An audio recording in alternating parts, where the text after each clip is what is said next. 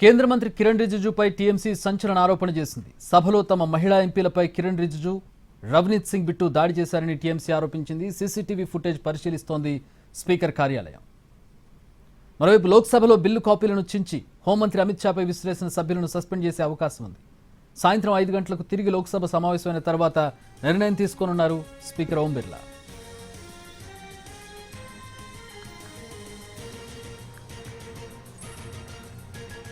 కేంద్ర మంత్రి కిరణ్ రిజిజుపై టీఎంసీ సంచలన ఆరోపణ చేసింది. సభలో తమ మహిళా ఎంపీలపై కిరణ్ రిజిజు, రవనీత్ సింగ్ బిట్టు దాడి చేశారని టీఎంసీ ఆరోపించింది. సీసీటీవీ ఫుటేజ్ పరిశీలిస్తోంది స్పీకర్ కార్యాలయం. దీనికి సంబంధించి మరిన్ని వివరాలు మా ఢిల్లీ బ్యూరో చీఫ్ మరిన్ని వివరాలు అందిస్తారు. టీఎంసీ మీద ఆరోపణ, టీఎంసీకి సంబంధించినటువంటి ఆరోపణకి సంబంధించి ఏమైనా వివరాలు బయటకు వచ్చాయా? సీసీ ఫుటేజ్ ఏమన్నా రివీల్ అయిందా? దానికి సంబంధించిన వివరాలు ఏమైనా ఉన్నాయా? మధ్యాహ్నం 2 గంటలకు ప్రారంభమైన అప్పటి నుంచి కూడా తృణమూల్ కాంగ్రెస్ పార్టీ చెందినటువంటి ఎంపీలంతా కూడా పెద్ద ఎత్తున సభలో ఆశాంతం కూడా తిరుగుతూ తమ నినాదాలను వ్యతిరేకతను వ్యక్తం చేశారు. ఎవరైతే సభలో ఈ అంశంపై మాట్లాడుతున్నారో ఆ సభలో మాట్లాడుతున్న సభ్యుడి మైక్ వద్దకు వచ్చి కూడా నినాదాలు చేయడం జరిగింది. ఈ సందర్భంలో ఒకనొక దశలో అమిత్ షా కూర్చున్నటువంటి ట్రెజరీ బెంచెస్ వైపు కూడా వెళ్లి నినాదాలు చేశారు. అదేవిధంగా 3 గంటలకు మరలా వాయిదా పడి 3 గంటలకు సమావేశమైన సందర్భంలో కూడా స్పీకర్ కార్యాలయం అక్కడ ఉన్నటువంటి స్టాఫ్ అంతా కూడా అక్కడ ముందు వరుసలో ట్రెజరీ బెంచెస్, అధికార బెంచీలు కూర్చునే, అమిత్ షా కూర్చునే బెంచ్ వద్ద రక్షణ కోసం వీరందరూ కూడా ముందుగా ఏర్పాటు చేసి ఆ తర్వాత పెద్ద ఎత్తున నినాదాలు చేయడంతో అక్కడి నుంచి ఆ స్టాఫ్ ను కూడా తొలగించడం జరిగింది. ఈ సందర్భంలో ఆయన ముందు వరుసలో కూర్చోకుండా 3వ వరుసలో కూర్చున్నాడు. అయితే 2 గంటలకు సమావేశమైన సందర్భంలో అమిత్ షా వద్దకు దూకుడుగా వెళ్లి ఆ మేరకు బిల్లు కాపీలను చించి విసిరేసినటువంటి సభ్యులను ఎవరైతే ఉన్నారో వాళ్ళందరూ కూడా సస్పెండ్ చేయాలని చెప్పి పార్లమెంట్ వ్యవహారాల శాఖ మంత్రి కిరణ్ రిజిజు నిర్ణయం తీసుకున్నారు. ఈ నిర్ణయాన్ని పరిశీలించే ప్రయత్నం చేస్తున్న సందర్భంలో కిరణ్ రిజిజునే తమపై వచ్చి తమను అడ్డగించి తమపై దాడి చేసేందుకు ప్రయత్నం చేశారన్నది తృణమూల్ కాంగ్రెస్ పార్టీకి చెందినటువంటి ఎంపీల యొక్క ఆరోపణ. ఇతర ప్రతిపక్షాలకు చెందిన సభ్యులు కూడా ఈ ఆరోపణలు చేశారు. అయితే అమిత్ షాపై ఎప్పుడైతే బిల్లు కాపీలను చించి విసిరేశారో ఆ సందర్భంలో దూకుడుగా వచ్చి అమిత్ షాకు అండగా నిలిచేందుకు గాను ప్రయత్నం చేశారు. ఒకసారి పార్లమెంట్ వ్యవహారాల శాఖ మంత్రి కిరణ్ రిజిజు రాగానే మిగిలిన సభ్యులంతా కూడా ఒక్క ఉదుటున వచ్చి ఆయనకు అండగా, అమిత్ షాకు అండగా ఉండేందుకు ప్రయత్నం చేశారు. దీన్ని దృష్టిలో పెట్టుకొని ప్రతిపక్ష సభ్యులు ఆరోపణలు చేస్తున్నారు. అయితే దీనిపై మొత్తం స్పీకర్ కార్యాలయం జరిగినటువంటి పరిణామాల క్రమాన్ని పరిశీలించి ఎవరైతే సభ్యులు ఏ రకంగా ఆరోపణలు చేస్తున్నారో అది నిజమా కాదాన్ని పరిశీలిస్తున్నారు. కిరణ్ రిజిజు సభలో సభా కార్యక్రమాల సందర్భంలో కేవలం అమిత్ షాపై చించేసినటువంటి కాగితాలు విసిరేసిన సందర్భంలోనే దూకుడుగా వచ్చి వాళ్ళని అడ్డుకునే ప్రయత్నం చేశారు. దాడి ఎక్కడ జరగలేదు సాధారణంగా. కాబట్టి గట్టిగా మాట్లాడి మీరు మీ బెంచీల్లోకి వెళ్ళాలి, మీ స్థానాలకు వెళ్ళాలని చెప్పి గట్టిగా చెప్పడం జరిగింది. ఆ తర్వాత మిగిలిన సభ్యులు కూడా వచ్చారు. అయితే ఈ అంశాలు, ఆరోపణలు, అక్కడ ఉన్నటువంటి మైన్యూట్ థింగ్స్ ఏ రకంగా ఉన్నాయో వాటిని పరిశీలించేందుకు స్పీకర్ కార్యాలయం ప్రయత్నం చేస్తుంది. పరిశీలించిన తర్వాత నిర్ణయం తీసుకునే అవకాశం ఉంది. అదేవిధంగా ఎవరైతే సభ్యులు బిల్లు కాపీలను చించి అమిత్ షాపై విసిరేశారో వారిని కూడా గుర్తించి సభా కార్యక్రమాలు రాకుండా, హాజరు కాకుండా వాళ్ళు గైరాజరు కావాలని చెప్పి కూడా ఆదేశాలు జారీ చేసే అవకాశం ఉంటుందిగా ఆ అవకాశాలను కూడా పరిశీలిస్తున్నారు.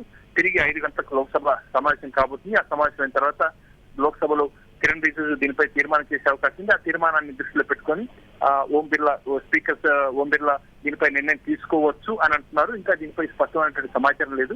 కాబట్టి స్పీకర్ కార్యాలయం పరిశీలించి నిజాలు నిర్ధారణ చేసుకున్న తర్వాత దీనిపై ఒక నిర్ణయం తీసుకునే అవకాశం ఉంది. కిరణ్ రిజిజు చేసినటువంటి దాడి చేశారా లేదా, అదేవిధంగా ఏ సభ్యులు ఎవరెవరు బిల్లు కాపీలను చించి అమిత్ షాపై విసిరేశారు, వీటిని గుర్తించిన తర్వాత స్పీకర్ ఓం బిర్లా ఒక నిర్ణయం తీసుకునే అవకాశం ఉంది. అంటే పార్లమెంట్ వ్యవహారాల్లో కూడా ఇట్లా దాడి చేశారని చెప్పడం, మరొకరు పేపర్లో విసరడం, అందులో అమిత్ షా మీద ఇట్లాంటి ఘటనలు తాజా, అంటే గత కొద్ది రోజులుగా ఇట్లాంటి ఘటనలు కనబడలేదు. కానీ ఇప్పుడు ఈ రోజు జరిగినటువంటి ఘటన ఒకరి మీద ఒకరు చిన్నపిల్లల ఆరోపణలు చేసుకుంటే మమ్మల్ని కొట్టారని, తిట్టారని చెప్పి ఆరోపించుకోవడం. వాస్తవానికి ఇది ఈ బిల్లుల్ని ప్రారంభించగానే, ప్రతిపాదించగానే వెంటనే ప్రతిపక్షాలకు చెందిన సభ్యులంతా కూడా వ్యతిరేకించారు. ఎవరైతే 30 రోజుల పాటు వరుసగా జైల్లో ఉంటారో ఆయా మంత్రులు గాని, ముఖ్యమంత్రులు గాని, ఇతరత్ర ప్రధానమంత్రితో సహా వారంతా కూడా 30 రోజుల పాటు వరుసగా జైల్లో ఉంటే 31వ రోజు సాధారణంగా వాళ్ళ పదవి కోల్పోతారు.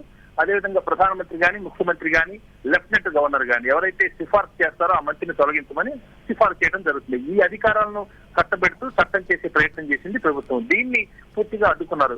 ఈ అంశాన్ని దృష్టిలో పెట్టుకొని ఇద్దరి మధ్య ప్రతిపక్షాలు అధికార పక్షాలు చెందిన పక్షాల మధ్య తీవ్ర వివాదం కొనసాగింది. దీన్ని పూర్తిగా అడ్డగించారు, దాన్ని అడ్డుకునేందుకు ప్రయత్నం చేశారు.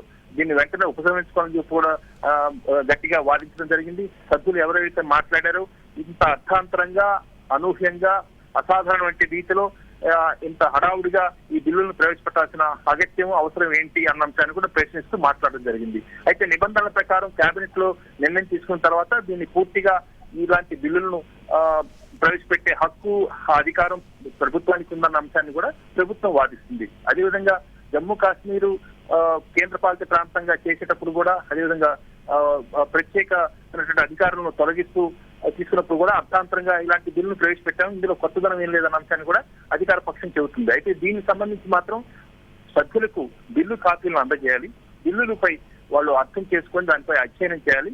ఆ మేరకు సభలో బిల్లును ప్రవేశపెట్టిన తర్వాత దానిపై మాట్లాడేందుకు అవకాశం ఇవ్వాలన్న అంశాన్ని ప్రతిపక్షాలు చెప్తున్నారు. కాబట్టి ఇద్దరి మధ్య ఉన్నటువంటి వాద ప్రతివాదం ఎలా ఉన్నప్పటికీ కూడా ప్రభుత్వం ఇది రాజ్యాంగ విలువలను మరింత పరిపుష్టం చేసేందుకు గాను, అదేవిధంగా రాజ్యాంగ ప్రజాస్వామ్యంలో ప్రజలు ఎన్నుకున్నటువంటి ప్రజాప్రతినిధులు నీతిబద్ధంగా, అదేవిధంగా రాజ్యాంగబద్ధంగా ఒక వ్యక్తిత్వంతో, ఒక క్యారెక్టర్ తో ఉండాలి అన్న ఒక నమ్మకాన్ని, విశ్వాసాన్ని, వాళ్ళ అభిప్రాయాన్ని గౌరవించే రీతిలో ఇలాంటి బిల్లులు మేము తెస్తున్నామన్న అంశాన్ని ప్రభుత్వం చెబుతుంది.